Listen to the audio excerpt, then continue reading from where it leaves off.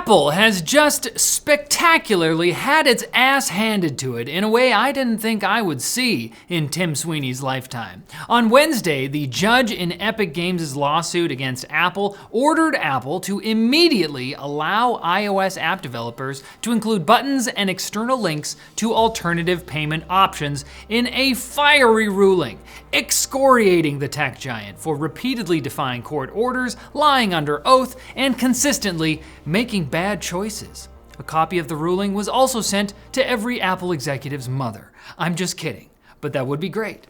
Because Judge Yvonne Gonzalez-Rogers did not hold back. She accuses Apple VP of Finance Alex Roman of lying under oath and referred the incident to federal prosecutors for possible criminal contempt of court. She says CEO Tim Cook chose to listen to his CFO's advice to ignore the court's injunction, and in doing so, Cook chose poorly. She sounds like a Viking shaman telling a cautionary tale. And now his eyes shall be eaten by Draugr in Muspelheim! Is that offensive, Bjorn? Other highlights include the judge calling out Apple for internally calling it a good thing if external link pop-ups are scary, and then defending that by arguing that scary is a term of art, an industry-specific term that means raising awareness and caution, which A is BS, and B, that still means scary. Now, because Apple has been acting a fool, Gonzalez-Rogers ended with some bangers, writing that she will not be entertaining a request for a stay because this is an injunction, not a negotiation.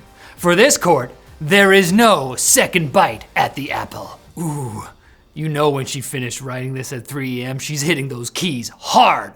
Now, Apple is actually complying with the order. They updated their App Store guidelines to remove restrictions on buttons, external links, and calls to action in the US. And some companies have already started to carpe this diem, including Spotify, Stripe, and Patreon, as announced by CEO Jack Conte in another of his signature video updates filled with what I like to call parasocial manic boyfriend energy.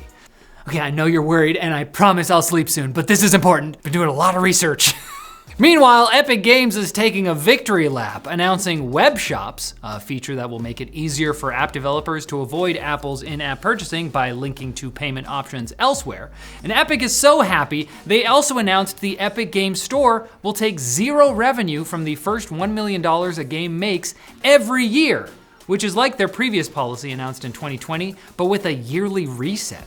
Now, CEO Tim Sweeney apparently thinks this ruling will make it so that Fortnite can return to iOS next week.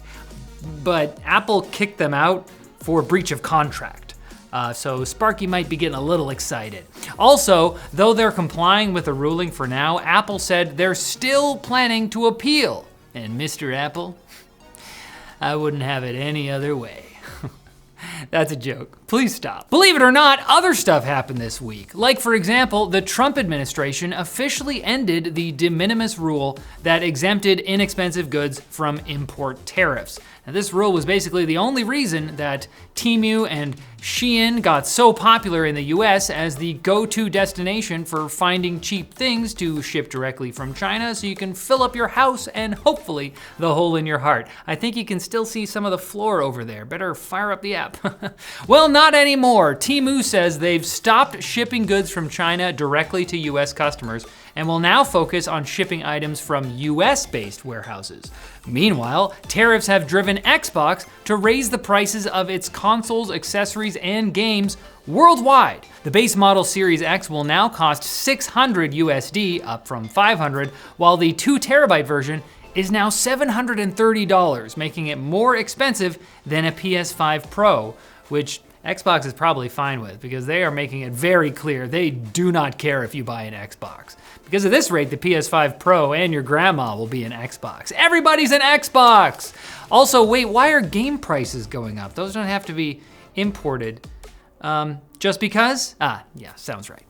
It almost makes you want to check out our sponsor, Ohsnap. Ohsnap is their name. It's appropriate because they make phone accessories that are actually really good. I know, it's shocking. But their Snap Grip, Snap Charge wireless charger, and Snap Car Mount also magnetically snap together. So that also works. And it would work great for your mom. This is not a mom joke. Mother's Day is right around the corner on May 11th, and moms are always juggling a million things. So get this for her, and her losing her phone in her car is one less thing. Now, if you buy one of these, you're probably gonna want all of them because they're good. So why not save some money and get them all with the car power kit? Tell your mom you got a deal, she'll love that. Now be a good progeny and check out Ohsnap at our link in the description.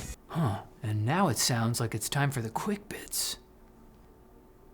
What do you mean you can't hear that? References to a higher tier Intel Battlemage GPU codenamed BGM-31 have been spotted in manifests for shipments traveling between Intel Vietnam and its other labs, according to Twitter posts from the leaker known as Haze. Other Twitter leaker One Raichu also suggested Intel hasn't given up on a more powerful sibling to the Arc B570 and B580, despite rumors to the contrary. But there are also rumors of Intel CEO Pat Gelsinger being fired, but he's still there. He's still in here. Pat! A company called Aurora has become the first to commercially deploy self-driving Class 8 trucks, which will be driving themselves all over the great highways and byways of Texas, completely without a driver inside. Which is, unbeknownst to many Tesla owners, what self-driving is actually supposed to mean. Although it definitely helps that Aurora trucks use LiDAR. I hear it's better than regular cameras. I don't. 2 storied gaming outlets were hit by sudden layoffs this week. Giant Bomb's owner Fandom laid off a number of prominent staff, including Jeff Grubb, who we have cited on this show many times. Many staff at Polygon were also let go as the site was sold by Vox Media to Valnet, the company that owns a ton of brands, including Game Rant, DualShockers, XDA Developers, Android Police, and How to Geek. I would say, well, at least some staff survived the purge, but they're now working for a holding company that sued the Wrap over that outlet's report on sweatshop-like conditions at Valnet's companies. So, guess you'll be wearing shorts to work now. And Japanese researchers have proven you can get cicadas to play the Baroque classic Pachelbel's canon by jabbing electrodes into their specialized sound-producing organs called timbals. Okay. Why? The researchers say, hey, it doesn't harm them, and one day they could be used in emergency situations, such as earthquakes. To do what? Give grandmas a heart attack? Earthquake! Ah! I mean, she's already been turned into an Xbox. Give her a break! And it's time for us all to take a break from tech news, but only until Monday, when we'll all come back here and check on our Xbox mutation progress. I'm already starting to see my buttons come in.